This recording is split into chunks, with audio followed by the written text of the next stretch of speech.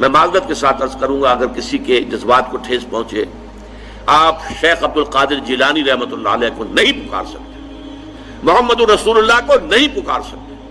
اور واقعہ یہ ہے کہ محمد الرسول اللہ کو تو پکارا بھی نہیں جاتا، پکارتے لوگ ہیں زیادہ حضرت علی کو، یا علی مدد، شرک۔ دیکھیے سب سے بات نقطے کی بتا دوں آپ کو، فرشتے کو تو ہم مانتے ہیں نا، حضرت شیخ عبد القادر جیلانی رحمۃ اللہ علیہ کی روح ہے یا نہیں ہے، سنتی ہے نہیں ہے، حاضر ہے کہ نہیں ہے، ناظر ہے کہ نہیں ہے، 100 اختلاف ہو جائیں گے، اختلافات کی تو گنجائش ہے نا۔ فرشتہ ہے یا نہیں ہے، وہ تو فرشتہ تو ہے، آپ کے دونوں کندھوں پہ بیٹھا ہوا ہے، کرامن کاتبین ہے کہ نہیں ہے، یرسل علیکم حفظہ، آپ کے جو باڈی گارڈ اللہ فرشتہ نہیں بھیجتا، لیکن آپ فرشتے سے بھی نہیں کہہ سکتے کہ میرا یہ کام کرو۔ فرشتے کے وجود پہ تو کوئی شک نہیں ہے، یا جبرائیل میرا یہ کام کرو، قطعا نہیں، غلط، شرک۔ لا تدعو مع اللہ احدا، اللہ کے سوا پکارنا کسی کو نہیں ہے، دعا کسی سے نہیں ہے، استغاثہ کسی کا نہیں ہے، استعانت کسی سے نہیں ہے، استمداد کسی سے نہیں ہے، استنصار کسی سے نہیں ہے سوائے اللہ کے۔ یہ بات در حقیقت یہ ہے،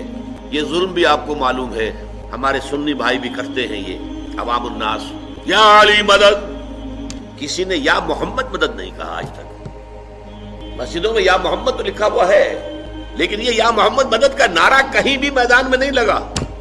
مدد کا نعرہ لگتا ہے تو حضرت علی رضی اللہ تعالیٰ عنہ کے نام کے ساتھ۔ اسی لیے حضور نے فرمایا تھا، اے علی تمہاری مثال عیسیٰ کی سی ہے۔ عیسیٰ کے بارے میں لوگ 2 انتہاؤں میں مبتلا ہو گئے، محبت اور عقیدت میں غلو کرنے والوں نے انہیں خدا کا بیٹا بنا دیا، اور ان سے دشمنی اور عداوت رکھنے والوں نے انہیں کافر اور مرتد قرار دے دیا۔ اسی طرح تمہارے معاملات بھی ہوں گے،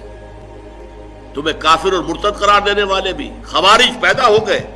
جنہوں نے کہا کہ علی کافر ہے، مرتد ہے، واجب القتل ہے، اور قتل بھی کر دیا، شہید بھی کر دیا ان کے ایک آدمی نے خوارج میں سے، اور دوسری طرف انہیں